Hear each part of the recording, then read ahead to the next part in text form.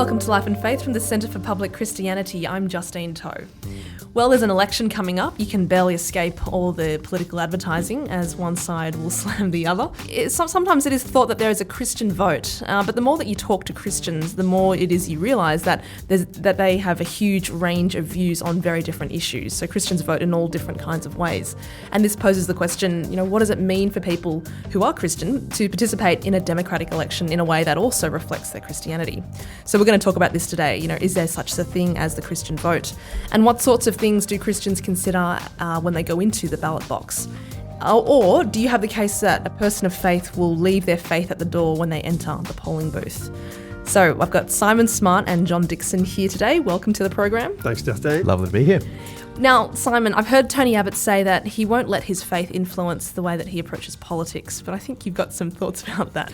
I think if I was his advisor, I'd tell him to say that slightly differently. I get what he's talking about. He wants to give people a reassurance that he's not going to kind of impose his Christian faith onto the electorate in a way that's sort of heavy-handed and so on. So I get that. But I think someone who's a Christian can't, separate their faith from other aspects of their life. And that's true of people who aren't believers as well. We all have a worldview that we bring to these things, and I think we should expect that our politicians will bring that to the table. They'll be clear on what that is, and that will influence them. And that's the case with Tony Abbott as much as anyone else. Well, John, if everyone brings a worldview to the table, then why is it the case that in America you've got all Christians assumed to be Republicans? And is that true for the Australian Christian voter as well? Should they be voting with one particular party over another? There are particular historical reasons why Christians flocked to the Republican Party in the 1980s. And the sociologists and historians have worked that over, and they've seen that it was a particular courting of the Christian community by the Republican Party in that period. And a lot of Christians fell for it. But as things have sort of washed up in the last 20 or 30 years, there's a lot more variety. And so you do get lots of Democratic voting Christians nowadays. And I think that's a lot healthier. We've never had that to nearly the same degree in Australia.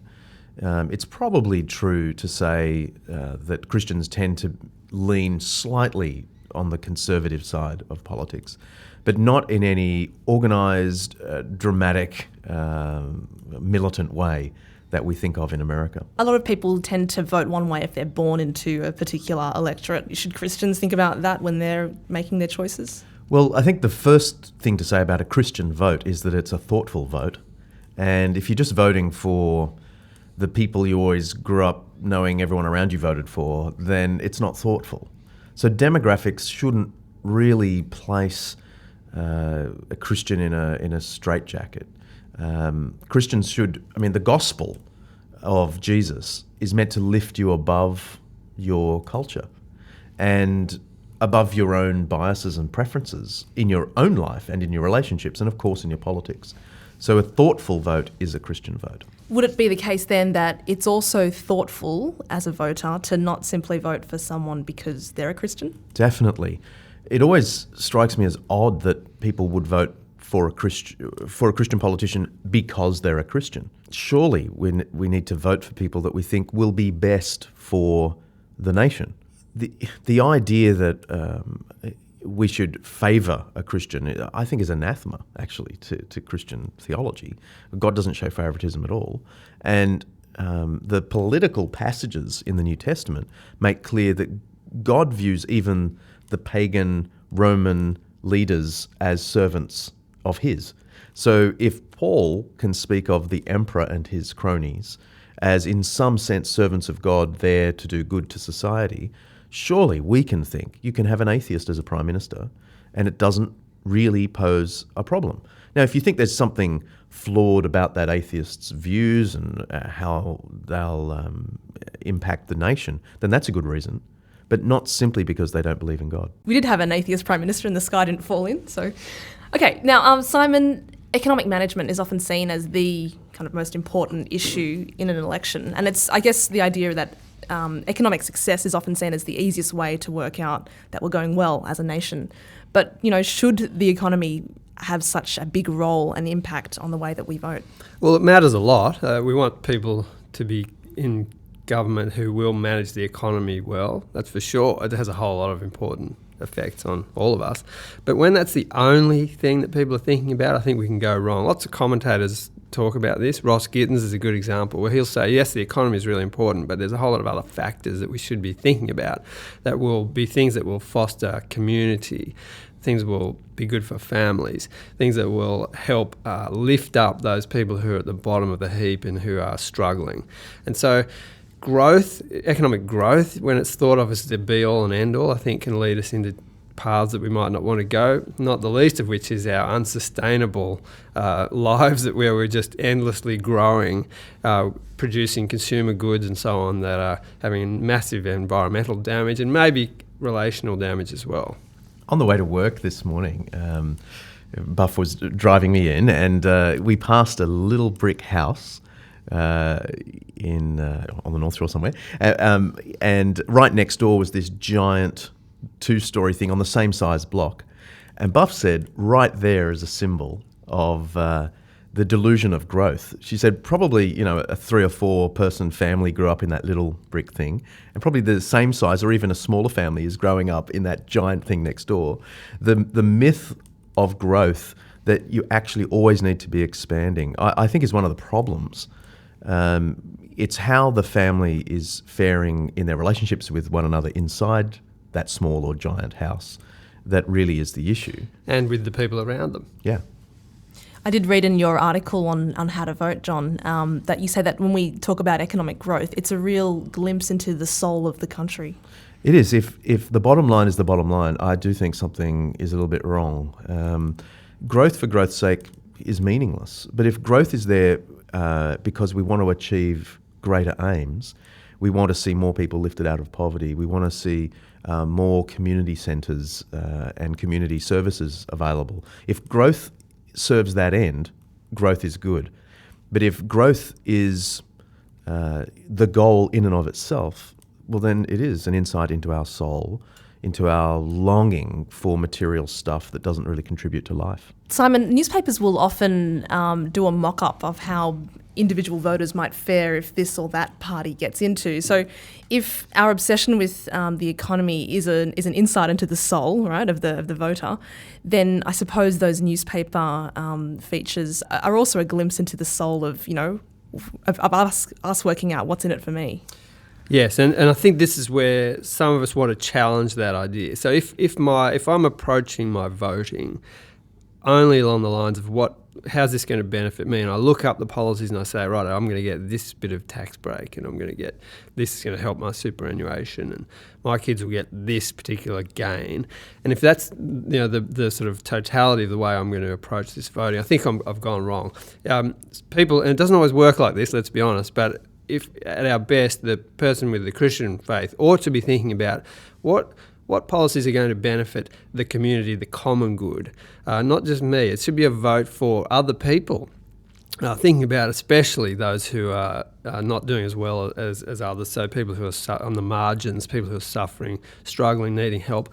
That should be the sort of thing we approach our voting with, that sort of mindset. When it's only about my little extra $50 in the pay packet, I think we're all thinking that way. It's a recipe for trouble. I totally agree with that. I think the fundamental thing about a Christian vote is that it's a vote for other people.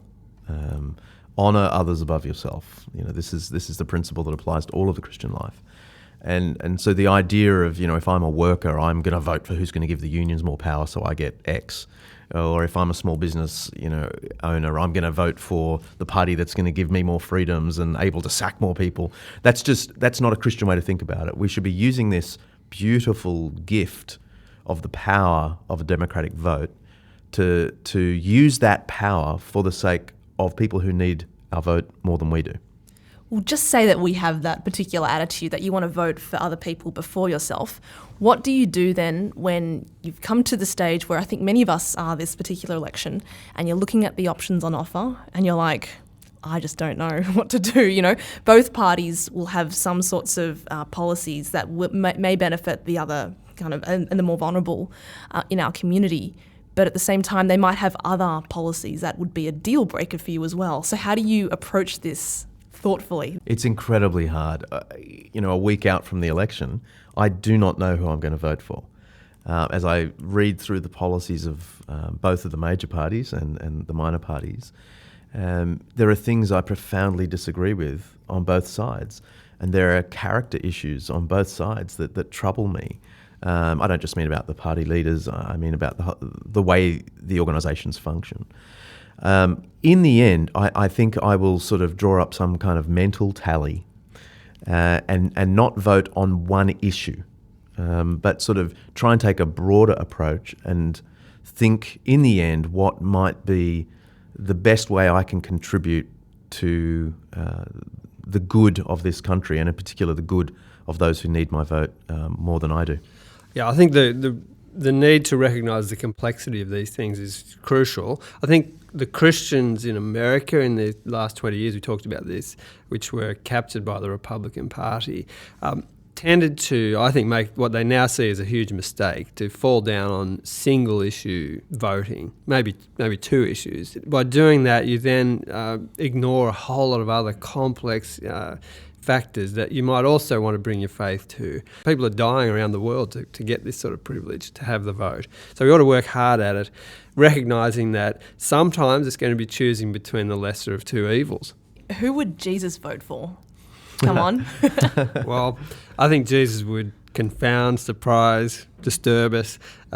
It's fair to say he would be radical when it comes to issues of justice and care for the poor, and very conservative when it comes to personal ethics and sexual morality, that sort of thing. So, work out what you do. You need to factor those things in and put them into the mix. I'm going with Simon. So far we've been talking in general terms. What does that look like when you really land the policies down to this election? Well, I think there are two key issues, one on one side, one on the other, that Christians are really going to struggle with in this election. Kevin Rudd is an advocate of gay marriage. And although it's true Christians should not impose their views legislatively on a nation, it's equally true that if you think marriage and family is good for the country, good for the moral health of the country, then you're going to find that really, really difficult if you have classical Christian views of what family and society is about. But on the other side, Christians are going to be, I imagine, equally troubled by Tony Abbott's policy that family members of genuine refugees will not be allowed to join them. That this is kind of his punishing method to try and reduce refugees by saying to a real refugee who gets here, recognised as refugee, their family members won't be able to join them. Well, every Christian is going to feel that's a betrayal of Christian ethics. So I don't know how you preference one over the other, because both are about the soul and character of our nation.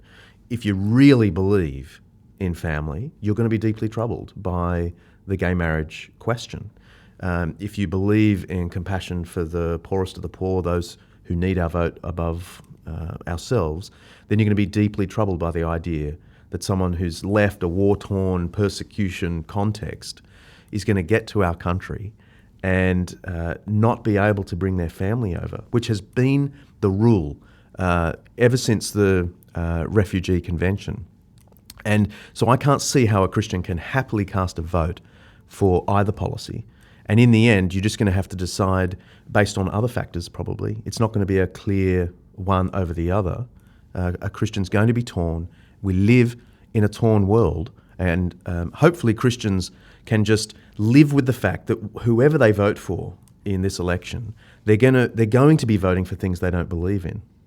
But when you realise that we live in a fallen world, that's going to be the case every time anyway. It's just particularly the case in this instance.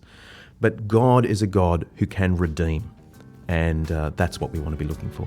Okay, well, as we lead up to this election, just think about a thoughtful vote, consider all the issues, and maybe even if you're not a Christian, why don't you pray? Because I think this kind of election needs it.